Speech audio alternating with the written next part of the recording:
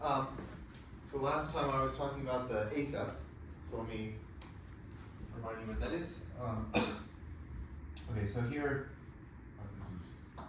this is asymmetric simple exclusion process. And we have these two parameters, n and k. So we fix 1 less than or equal to k less than or equal to n.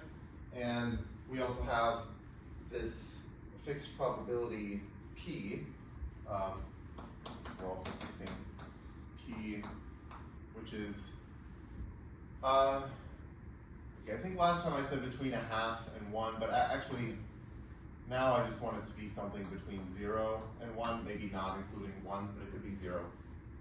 And a state consisted of k particles sitting on the vertices of a path graph with n vertices, and no two particles can occupy the same vertex. So the state looked like, so we have our path graph here, like n is 8, and we have some particles, so maybe here k is 3. And then the transition rules were basically we pick an edge uniformly at random, and then if we see two particles sitting on that edge, then we just do nothing. And if we see two vacant sites, again, we do nothing. So this is with probability 1, this is with probability 1. If we see a particle here, but no particle here, then with probability p, we do this, so we keep it there, and with probability 1 minus p, we move it over to the right. And then similarly, if we have a particle there, then with probability p, we move it to the left, and with probability 1 minus p, we move where we keep it on the right. Okay. And then I was talking about mixing. So yeah, so what LeBay and Laquan proved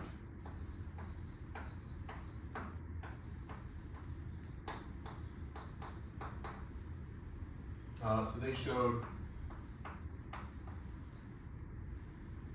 that this Markov chain exhibits cutoff.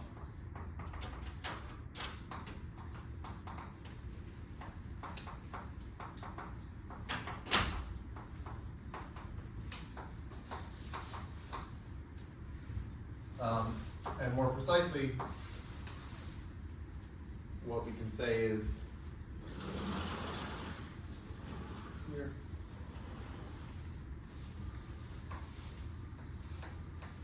More precisely,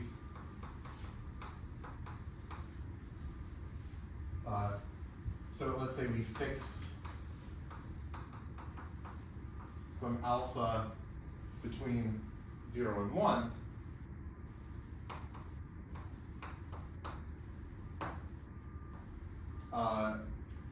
Fixed alpha. What we can do is look at like the limit as we let n and k grow, and we're going to do this so that the ratio of k over n approaches alpha. So the limit as n goes to infinity, and okay, maybe I'll say k and n are going to infinity, and k over n is approaching alpha.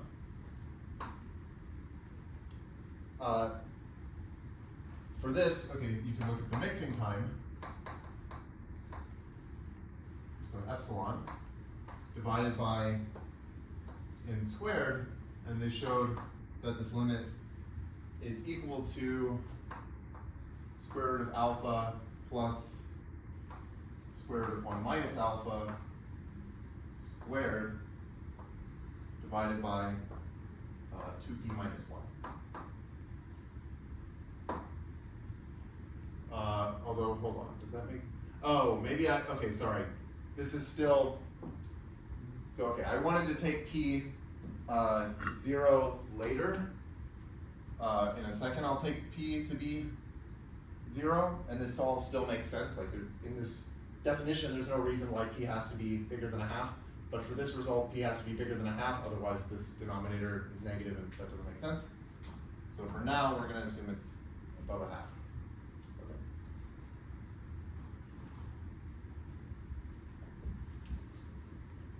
Okay, so one comment I'll make is that this ASEP is actually a lumping of this biased adjacent transposition shuffle. So let me write that out. The ASEP is a lumping of the biased adjacent transposition shuffle.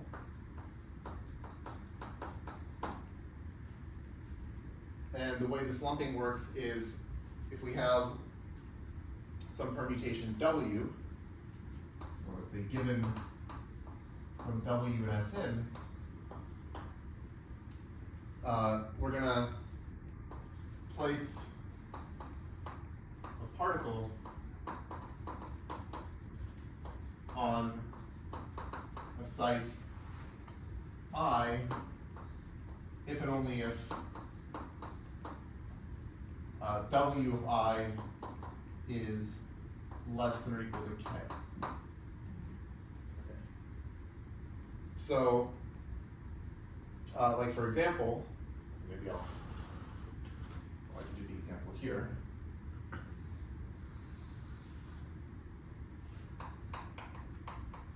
The example, okay, so let's say K is 3 and is 8. And let's say my permutation W, if I write it in one line notation as just a sequence of 8 integers, then, okay, let's say it's 5, 1, 3, 7, 2, 8, 4, 6. So all I'm going to do is draw my path graph right below this. And then just for each number that's less than or equal to K, which is 3, I'll just put a particle there. So I'll put a particle here, a particle here, a particle here for 1, 2, and 3. Okay? And so the point is that if you do this, so if you remember the biased adjacent transposition shuffle said we pick 2 adjacent numbers uniformly at random, just like how in the ASEP we're picking an edge uniformly at random. And then what we do is we sort those 2 numbers into increasing order with probability p, and we unsort them into decreasing order with probability 1 minus p. So the point is that if you picked, like let's say here I picked, I don't know, 4 and 6, I would say, okay, well I'm going to sort them with probability p and unsort them with probability 1 minus p, but that doesn't really affect like what happens in the ASEP because I have 2 numbers that are bigger than K. If I swap them or not, like, okay, it doesn't matter, they're still bigger than K. And so you can see like the dynamic sort of projects down in that case. Similarly, if I pick 2 numbers that were less than or equal to K, like 1 and 3, then okay, I sort them with probability P or unsort them with probability 1 minus P. But the point is that with probability 1, I'm not actually like changing the particles here. But then, okay, the interesting thing is when I pick a number that's less than or equal to K and a number that's greater than or equal to K, like if I pick the 3 and the 7, so then it actually matters, like the P and the 1 minus P. So there I would say, okay, I'm going to sort them with probability P, which would mean that I keep them the same with probability P, which in terms of the particle means that it doesn't move, so that's like this rule here. Whereas, on the other hand, I would unsort them, so swap them here with probability 1 minus p, and that would correspond to the particle moving with probability 1 minus p, which is exactly this rule here. Okay. So that's why this is all one thing.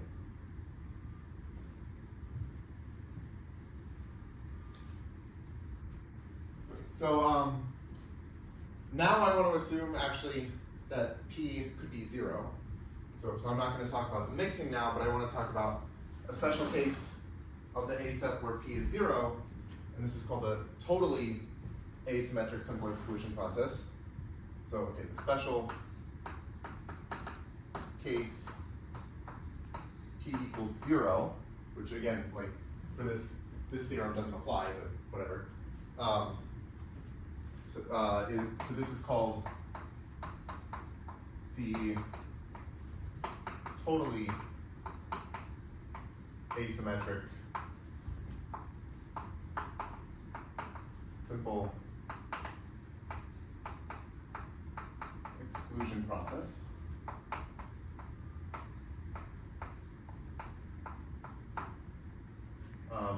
Or abbreviated TASEP.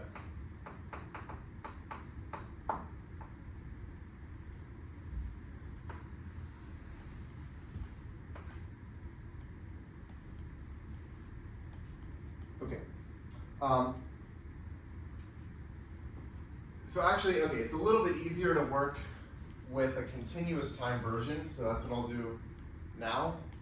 So here I was doing the discrete time version, which is what we've been doing throughout this class, where like at each, there's a discrete time, and at each discrete time I pick an edge uniformly at random, and then I swap the particles or not, or do nothing. Here it's a little bit more convenient for what I'm going to say next to work with a continuous time version. So let me do that. Okay, so here's the continuous time TASEP. I guess, okay, this description also, you could do something for the ASEP as well. Let me just, I guess I'll assume it's the TASEP, but it also could describe a version with some other p. Okay, let me first recall the definition of an exponential random variable. So an exponential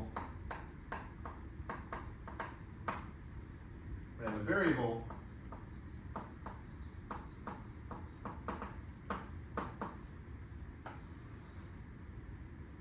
with rate 1, let's say,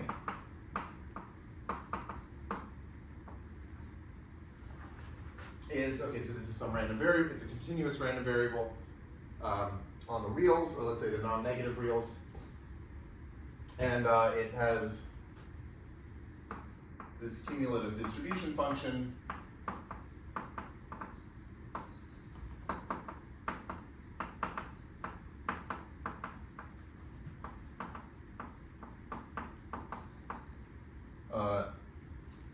one minus e to the negative x for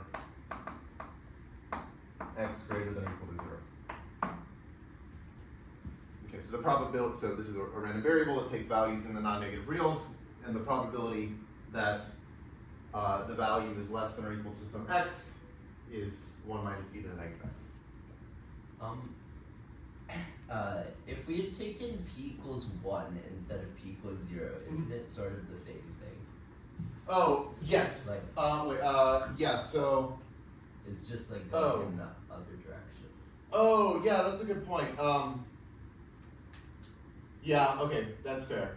So why do we? So why do I need, it's because I guess I was just, okay, I just am used to doing p equals 0 and moving it that way, so I wanted to take p equals 0, but okay, now that you bring up this point, that was kind of not really necessary, so maybe I didn't need to do that.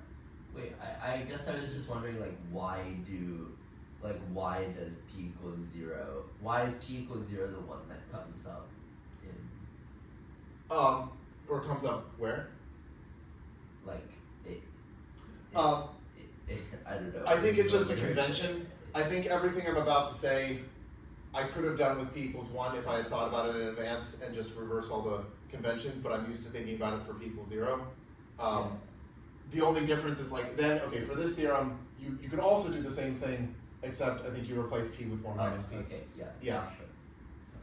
Yeah, okay, so that's a good point that like, maybe I made things too complicated when I was preparing this, but, okay, let's just go with the p equals 0. Yeah, okay, but yeah, that's a very good point. Okay. So anyway, okay, we have this,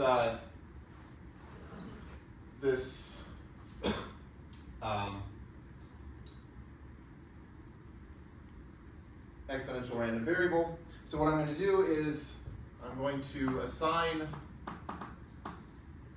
independent clocks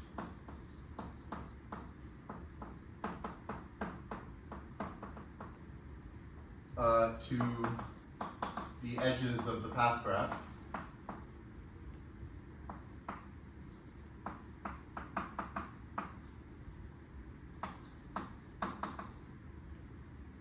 Okay, let me do it. Let me assign independent clocks. So I put a little clock on each edge.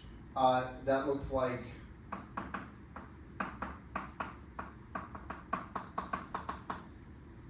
this. So if I have some edge where there's a particle on the left and a vacancy on the right, there will be a little alarm clock sitting there. And okay, so I have a little clock. And so each clock is going to ring. It's like an alarm clock, and it will ring at some time, which is determined by some exponential random variable with rate 1. And all of these clocks are independent of each other. Okay, so each clock rings according to an exponential random variable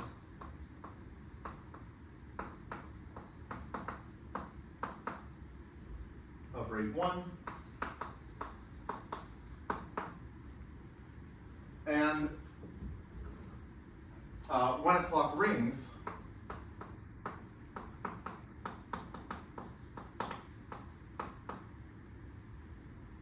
we perform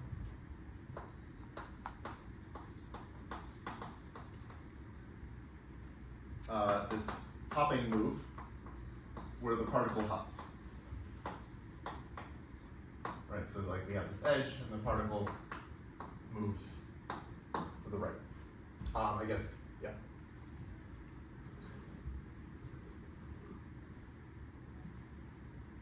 Okay, so now it's like running in continuous time.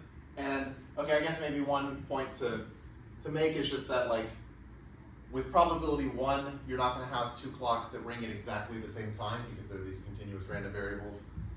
So you don't have to worry about like what happens if like there are these 2 clocks and they both ring at the same time, and you know, how do you determine what happens?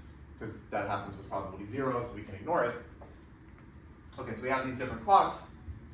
And I guess, okay, once you have a move, well maybe this creates another edge that looks like this, and so then now you just put a clock there and it starts counting down until it rings. Okay, so there's this kind of nice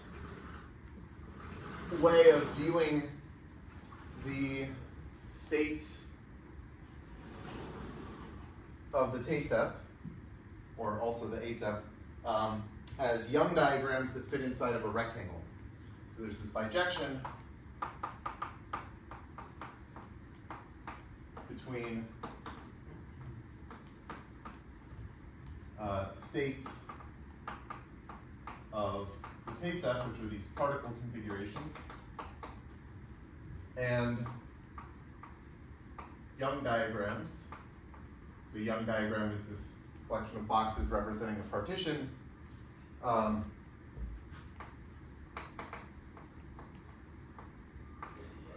In a k by n minus k rectangle. So let me draw an example of this, which I think should illustrate it. Let me maybe I'll do this. So I want to, for this example, let me take k equals 5, n equals 8. And I'm going to draw this rectangle, hopefully reasonably well. And I'm going to draw it like this way.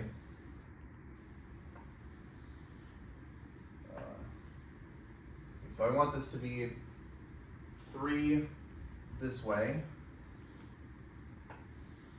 and 5 this way. Okay,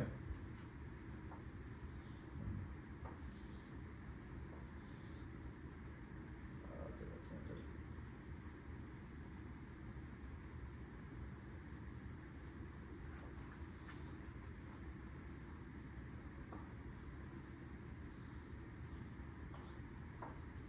Okay, so we have our 3 by 5 rectangle, and let's say I have my state. Okay, so I have to draw it down here. I'm gonna, below each one of these edges, I'm gonna draw my path graph vertices. I have one there. I should have one here, one here, one here, here, here, here. Okay, so I have my, like for each one of these edges here, I have a path graph vertex sitting below it, and then I have my, let's say 5 particles. So maybe I have a particle here, and here, here, and here, and here.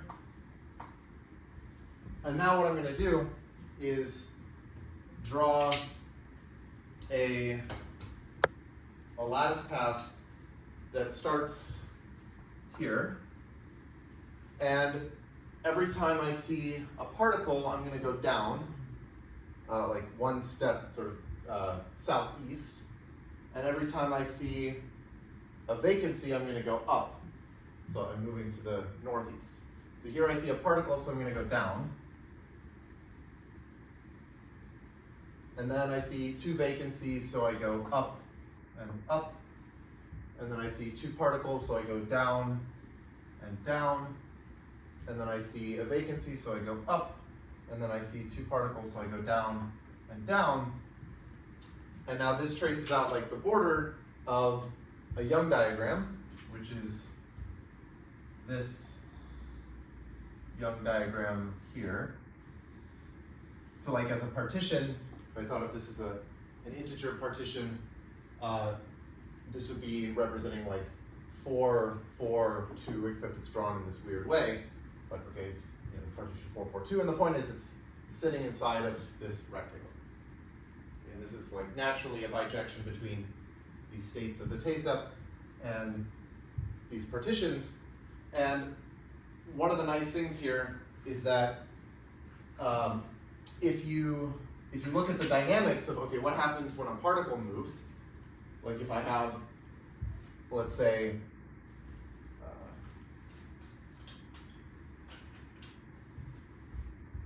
this particle here hops one space to the right, with, throughout the Markov chain. Okay, at some point it hops. What happens to the shape? Well, basically this particle sitting here and this vacancy corresponded to going down, up, so there was this little valley, and if the particle moves, then that down, up turns into an up, down, so basically I end up filling in this box here.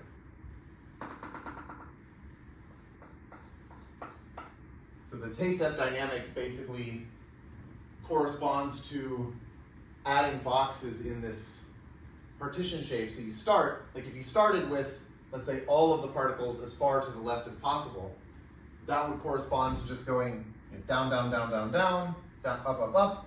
So that's like the empty Young diagram with no boxes. And then as the particles start moving, you start adding in boxes from bottom to top. This is called a growth process because it's like you're growing this partition shape over time. So maybe I'll just say, so this is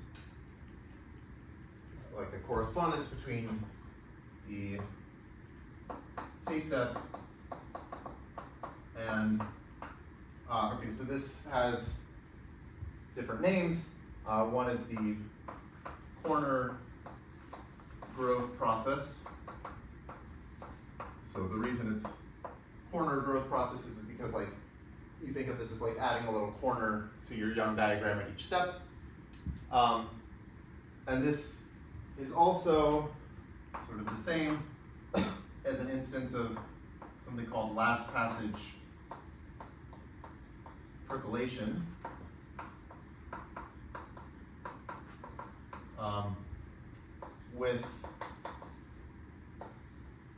With exponential weights.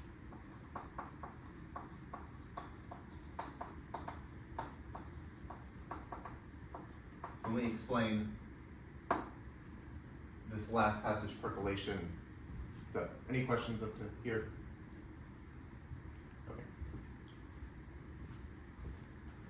So, what I can do is, let me draw this rectangle again. Okay, so I have my 3x5 rectangle.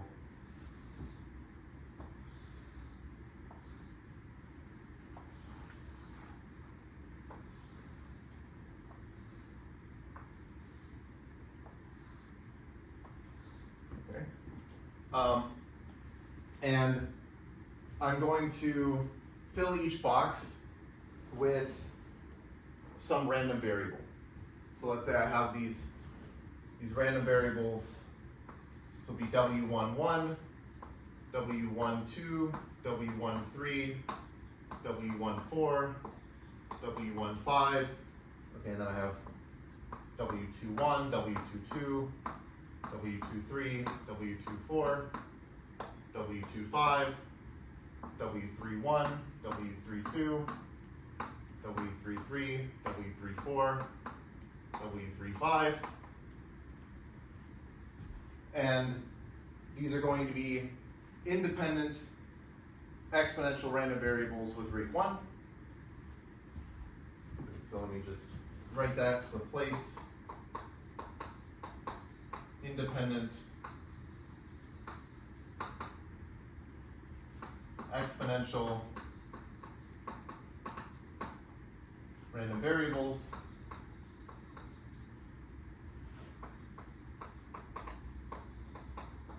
of rate 1 in the boxes.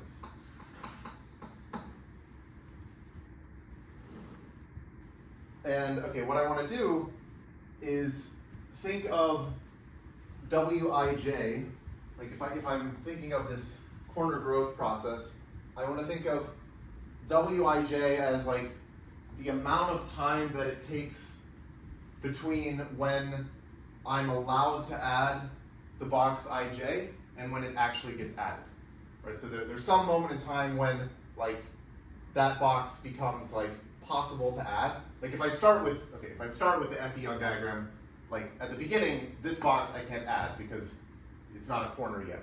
So like at the beginning, there are a lot of boxes where you just can't add them. But as time goes on, eventually there's going to be a time when it's like, okay, you're allowed to be added.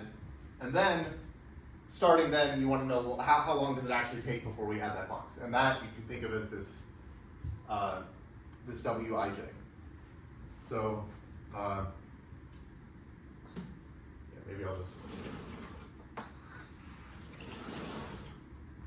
So view Wij as the time between when box ij could be like initially could be added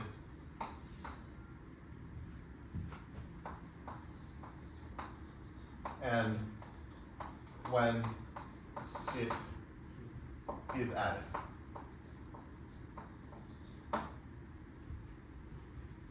So, okay, the reason why this gives you the same thing that we were doing before is just because, like, saying that you can add a box is just the same as saying you have an edge that looks like this with a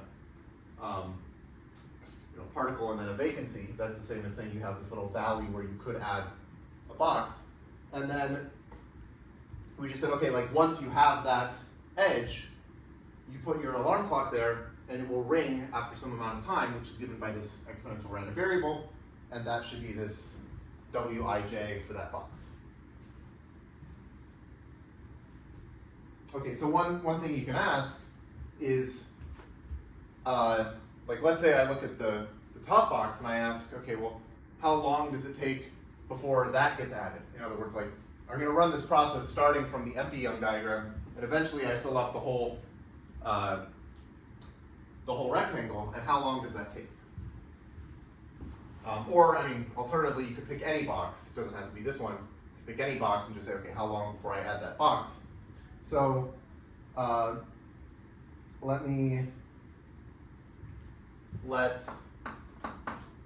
G sub ij be the time when box ij is added.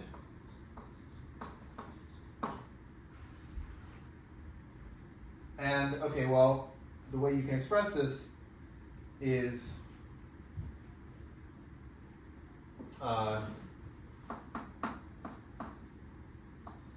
G sub I j is the max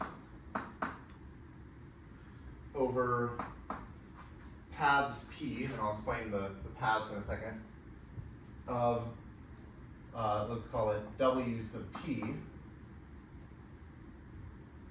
okay, where the max is over paths from the bottom box, which is 1, 1, to box ij. And if we have a path, what is this WP? So for a path P, let's say, okay, so what do I mean by a path? Well, it's just like,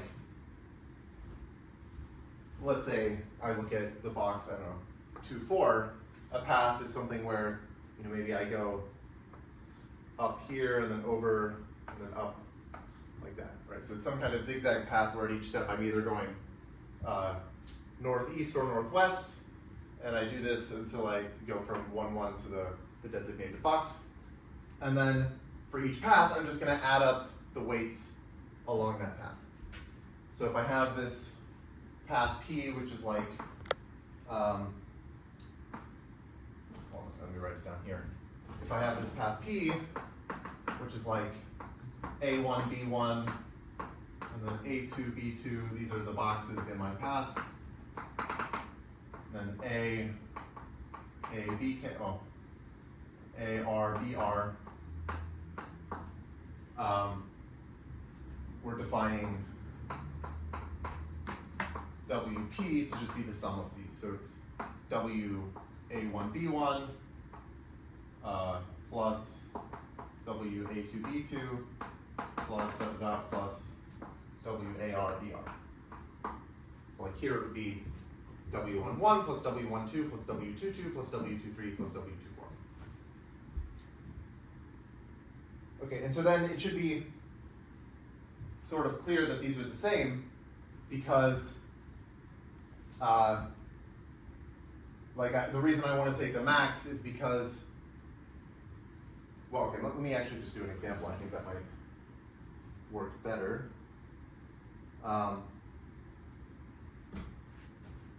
Just to make sure it's clear.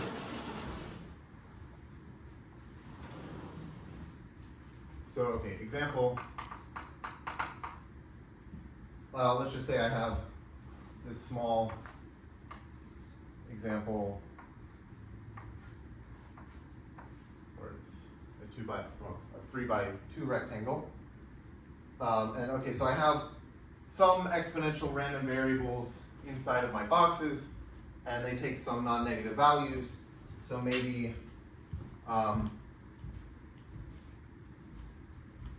okay, maybe this one ends up being like a 2, maybe this one ends up being a 1, maybe this one ends up being like 2.8, maybe this one ends up being 2, maybe this is like 1.2, maybe this is like 0.4. Okay, so these are my values of my exponential random variables. And if I start with my particles, so I start like this, and then, okay, at some time, at time 2, this particle moves. Okay, so that's like at time 2. And then, now these boxes have their own little exponential clocks that start ringing, and at time, so one time later, so that would be at time 3, this box gets added. So like I have this growing, so I have this, but now I add this box at time 3, and then I add this box at time 4.8, right? So what happened with the particles is this one moved at time 3, and then at time 4.8, this one moves. So at this point now it's time 2 plus 2.8. And now I look at these boxes, and okay, they start, so okay, this one, this clock starts ringing, yeah, okay, so they both start now at time 4.8. And this one is going to ring at time 6, so 4.8 plus 1.2 is 6. So this one rings at time 6.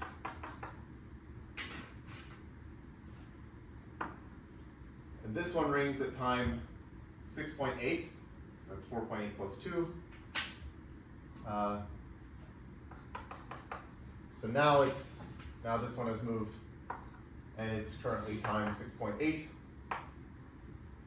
And now finally this box its clock starts, and then at time 6.8 plus 0.4, which is 7.2, it gets added.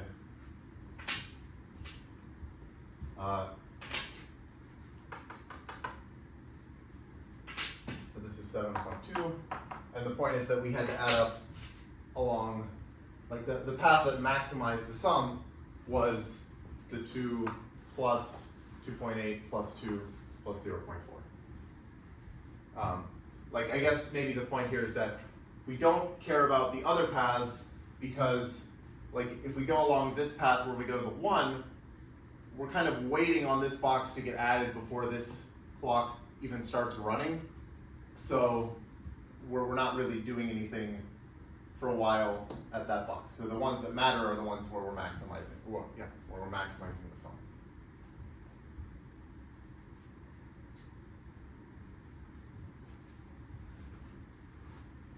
Okay. So let me just, I mean, I'm not going to prove things about this, but there are some cool theorems, so I'll tell you a couple of them. So, okay, one is about the first order asymptotics. First order asymptotics.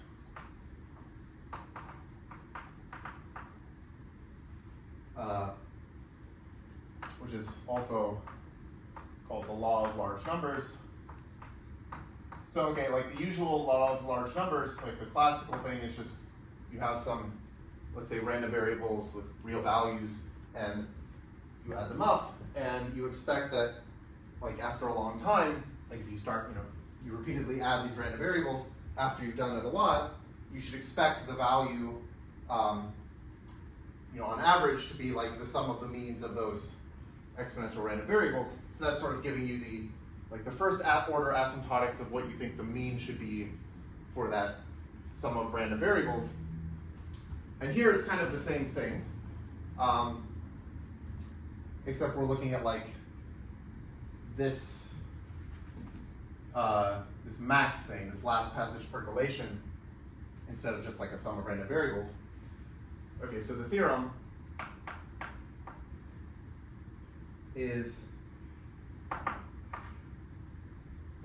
so let's say we fix some parameter rho between 0 and 1.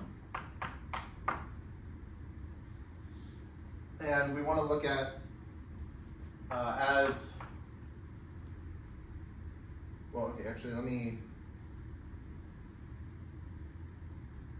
yeah, okay. So, okay, I'll say it this way. So as k and n go to infinity with, maybe I'll make this alpha to match what I had before. So we fix alpha, and let's say k over n is converging to alpha. We have g sub k n minus k, so that's the time that you add the last box. This, if I divide it by n to normalize it, this converges to 1 plus 2 times rho, or 2 square root of rho times 1 minus rho.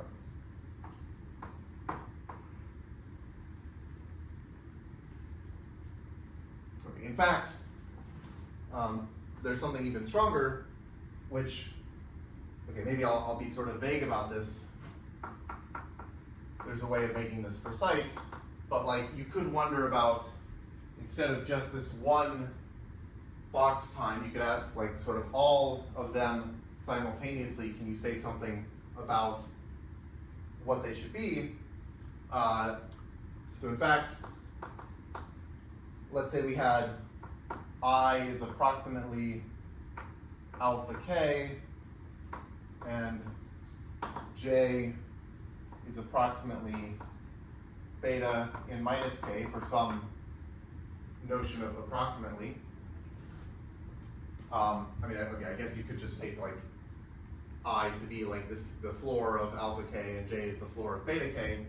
Alpha and beta are some numbers between 0 and 1. So in this case, if you look at gij over n, this should be approximately square root of, oh, now I see why. Sorry, let me make this rho again. This is rho. This is rho. Oh, and I put a rho here anyway because I messed up, but that's fine. Okay, so this is back to being a rho, and now for this, with I is approximately alpha k and j is approximately beta k, or beta times n minus k, this is square root of alpha rho plus square root of beta 1 minus rho squared. And there's a sense in which this sort of holds simultaneously for all alpha and beta. And so what this ends up meaning is, like, you can imagine taking a very large rectangle shape, right? So maybe you have, so here's my rectangle, which is actually giant. So like maybe this is like, 1,000 by 5,000 or something. So I'm not going to draw all the rectangles, but this is some giant thing. And then you start running this corner growth process for some time, right? So you start with the empty partition, and after some time, you add one box, and then you're going to add another box. So what you'll see is, okay, you're going to add this box, and you'll add maybe another box, and you're just going to start adding boxes. And after some time, this is going to form some kind of shape that looks, something like, I guess, this. It's going to be sort of not perfect, but you're going to get some kind of shape, sort of approximating some kind of curve, and you can work out the equation for what this curve should be from this. So yeah. When you say either of these, Gij is a random quantity, right? Yeah. So are you saying the expectation converges to that, or it actually converges to that, like in probability? Yeah, it actually converges in probability, right? Yeah. Yeah, that's a good point. Yeah, and it's sort of like simultaneously all of these happen, so that like if you actually run the process, you'll really see like some shapes, so that they're sort of all of these corners were added like at the sort of appropriate time to get this nice curve look. Okay.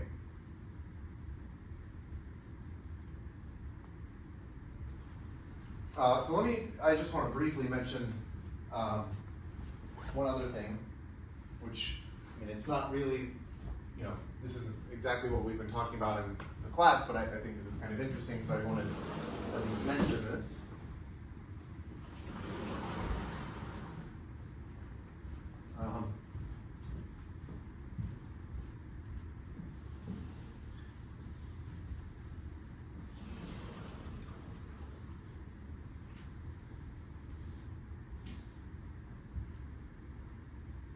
So, okay.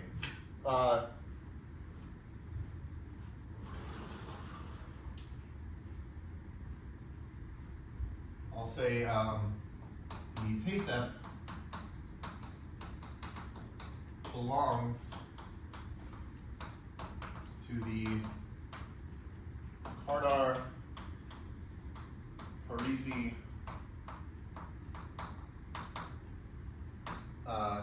Zhang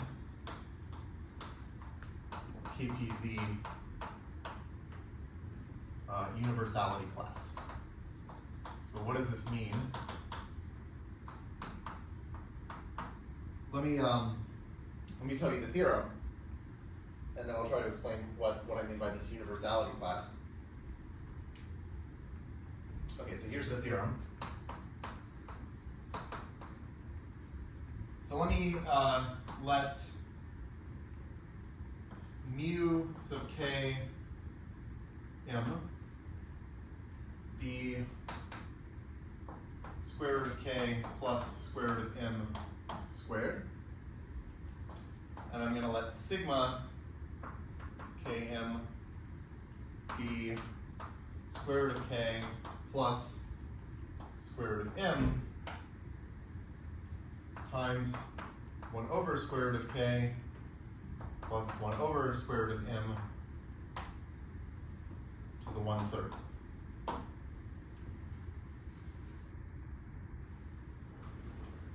Okay, then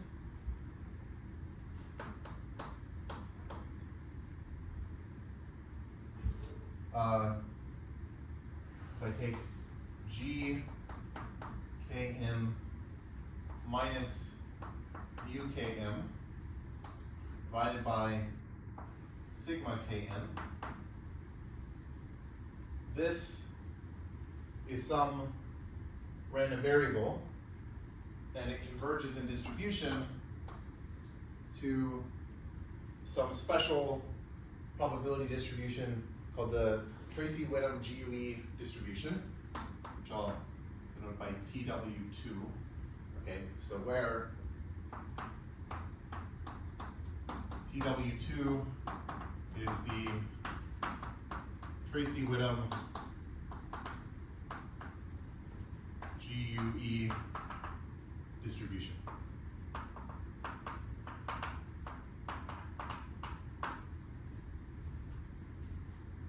Okay, so what does this mean? Well, okay, maybe I'm not going to define this, but there's some kind of interesting probability distribution on the real numbers. It shows up in random matrix theory and a bunch of other places, and it's called this TW2, so this is some interesting distribution. And here, what this is saying is that if you take this GKM and you subtract away essentially the mean, and you divide by the appropriate scaling factor, which is this should converge to this distribution. And you should think of this as kind of analogous in some way to, well, okay, this has an analogy to the central limit theorem. Okay, so what does the central limit theorem say? let me just write out the central limit theorem.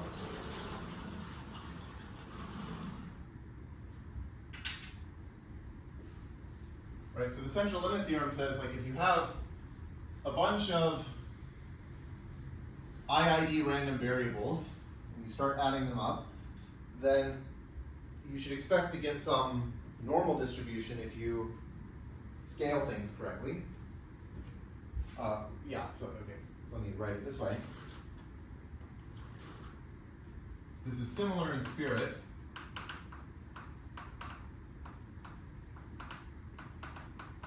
to central limit theorem, which says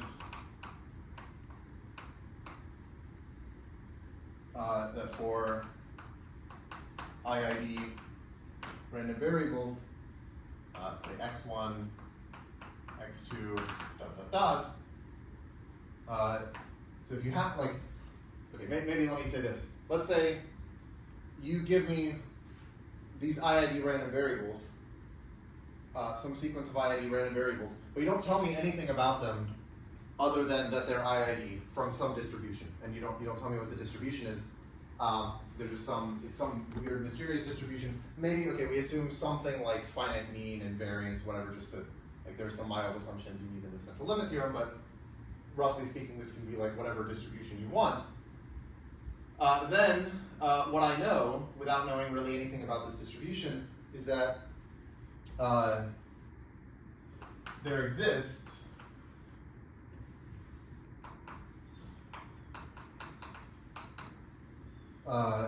some real numbers mu and sigma such that if I take, let's say, the mean of the first n of these random variables, and I subtract away this mu, and I divide by sigma times n to the negative 1/2, this converges in distribution to a normal distribution with mean 0 and variance 1.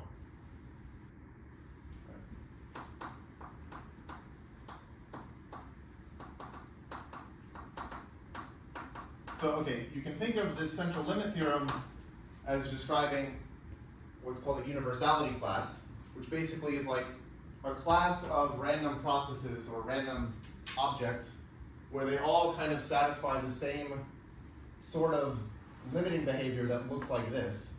So look, like, this is a huge class of things. You can give me any sequence of IID random variables with mild assumptions, and I know that the general form of this convergence should look like this for some appropriate choices of mu and sigma.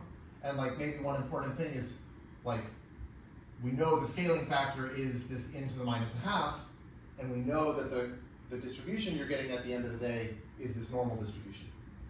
So here, it's not exactly the same thing, because instead of a normal distribution, we have this Tracy-Whittem distribution, and the scaling factors are a bit off. Like, here we have this this 1/3 instead of a 1/2, but it sort of looks similar.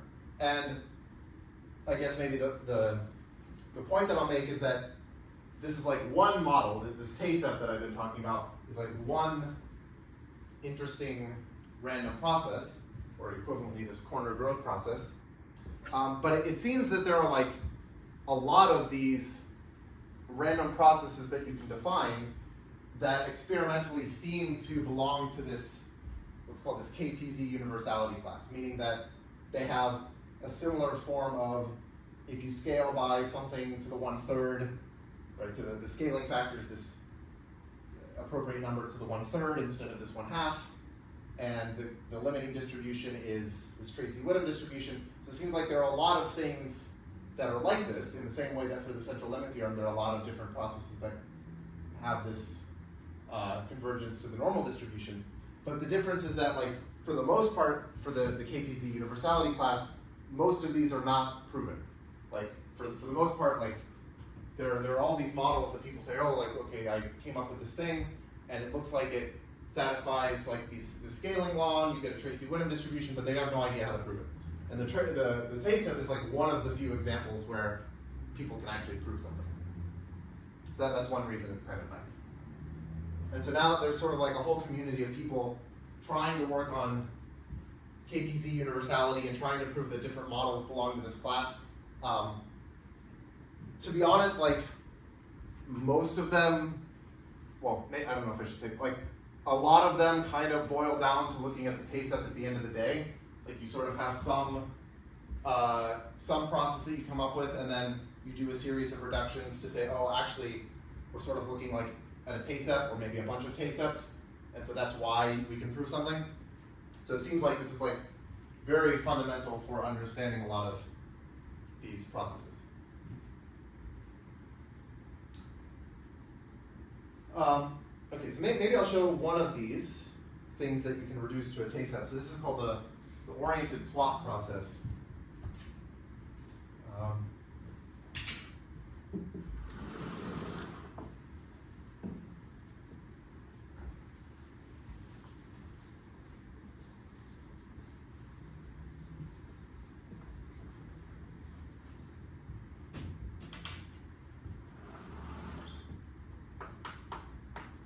The oriented swap process.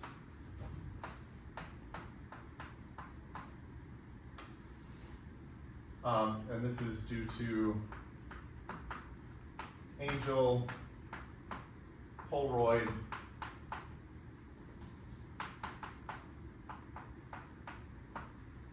and Romick. So what we do is, so the states are going to be permutations in Sn. Okay, so the state space is Sn. It's going to be a continuous time process. You could define a discrete time version, but let's just work with the continuous time version. So so I'll say each pair I plus 1, such that, let's say I have my permutation W, and W of I is less than W of I plus 1. So if I take any adjacent values that are in increasing order, each one of these has an exponential clock,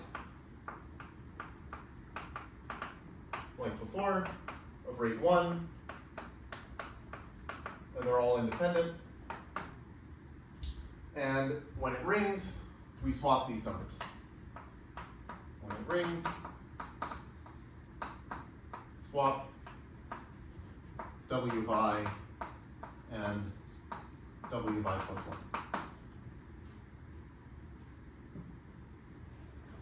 And if we were to do this, there's this natural lumping to the TASEP, which is just like what I had before, like what I talked about, the biased adjacent transposition shuffle lumps to the ASEP.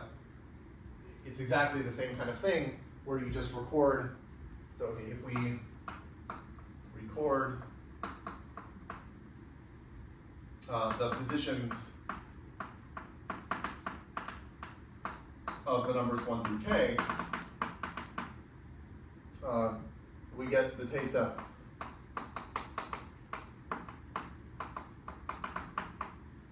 with k particles.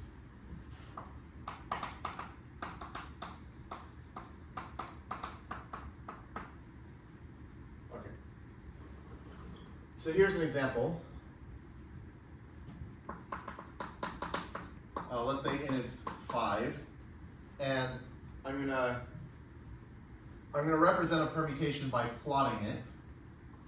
So what I mean by this is I have like 1, 2, 3, 4, 5, 1, 2, 3, 4, 5.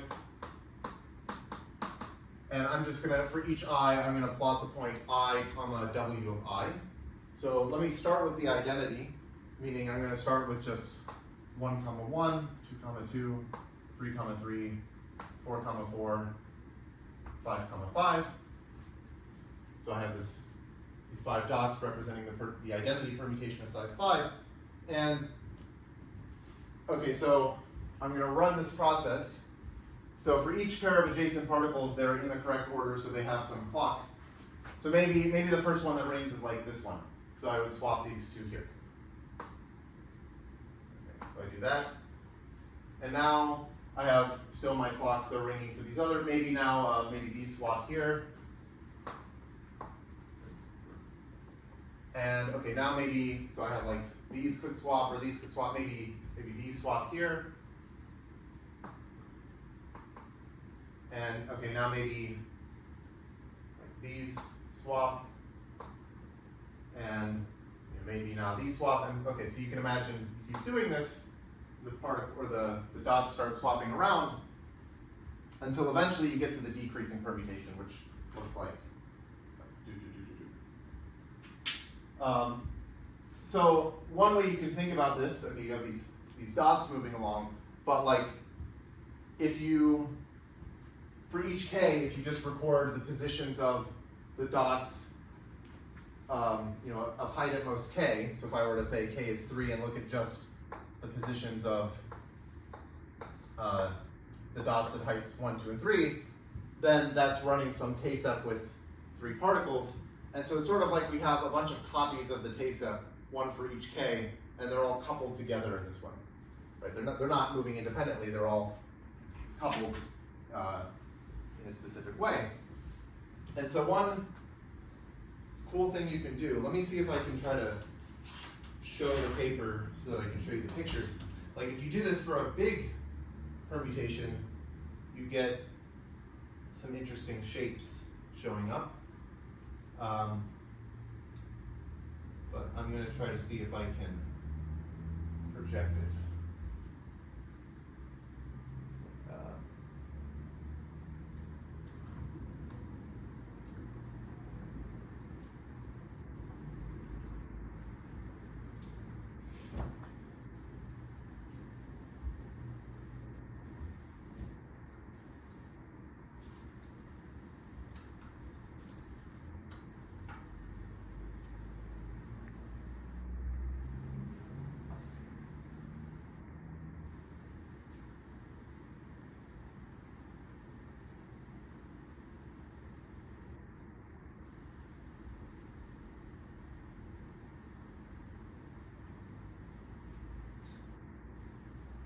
Hold on. Projector. Here we go. Display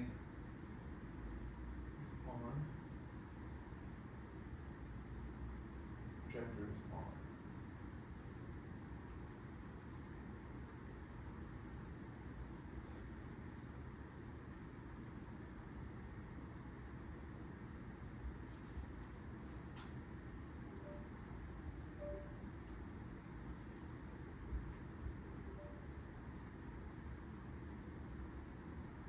There we go. Okay. So, okay, here's the paper. It's called the oriented swap process. Maybe I can zoom in. Well, okay, I don't need to zoom in. But yeah, so by Angel, Holroyd, and Romick. And let me show you the pictures they have. So here, okay, here are the pictures. So here's like some big permutation, I guess of size 500. And they started with the identity permutation, which looks like there are a bunch of dots here, but it looks like a line segment. And then they ran this, I guess, for, what are they saying?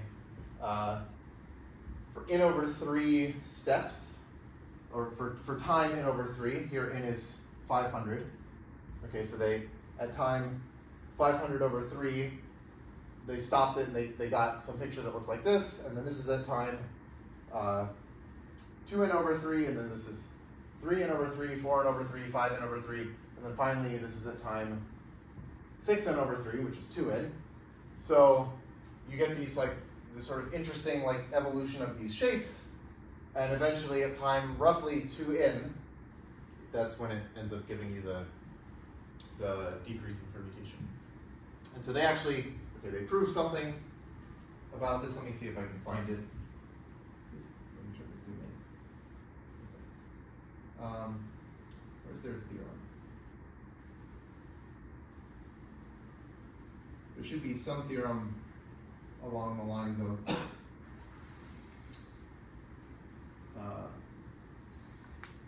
where's theorem 1? Theorem 1 point.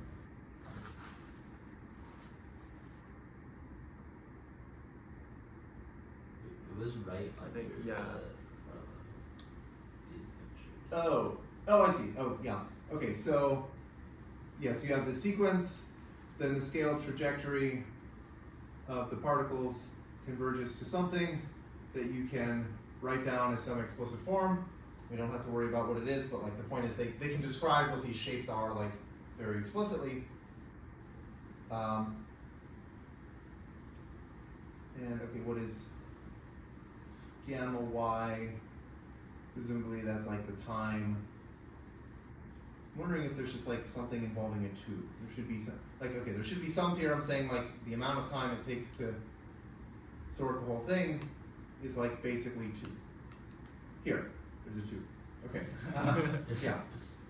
Yeah, finishing times. Okay, so like we have the convergence in probability that whatever this is, in particular, I assume this is like the finishing time, yeah, the amount of time that it takes to get to the identity divided by n converges in probability to 2. Okay. Maybe I'll also just, okay, I have a few minutes, so I'll also show some other pictures that they have, which looks like this. So this is also kind of a cool story, although I think they don't do much with this in this paper, but there were some other papers later that looked at this.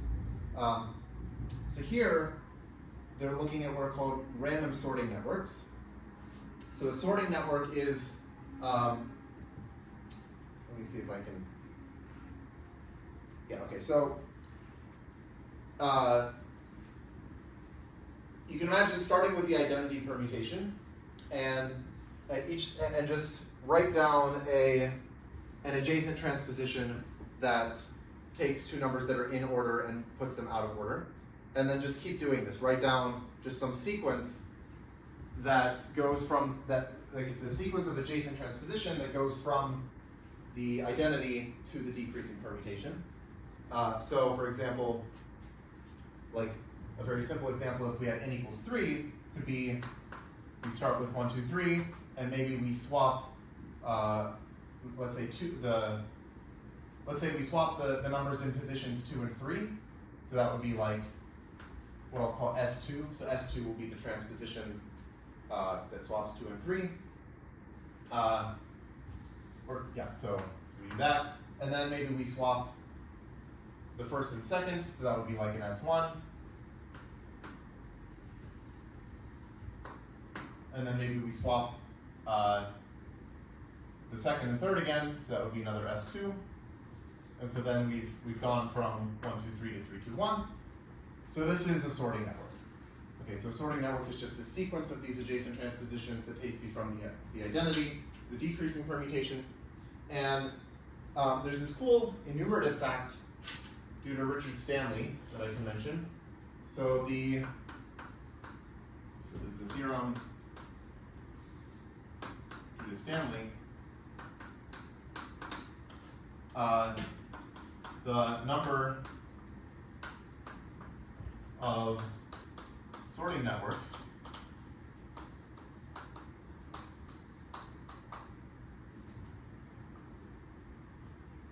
is, so for some n, if we're looking at, so in Sn, is n choose 2 factorial divided by a product of odd numbers. So you have 1 to the n minus 1 times 3 to the n minus 2 times 5 to the n minus 3 times dot, dot, dot.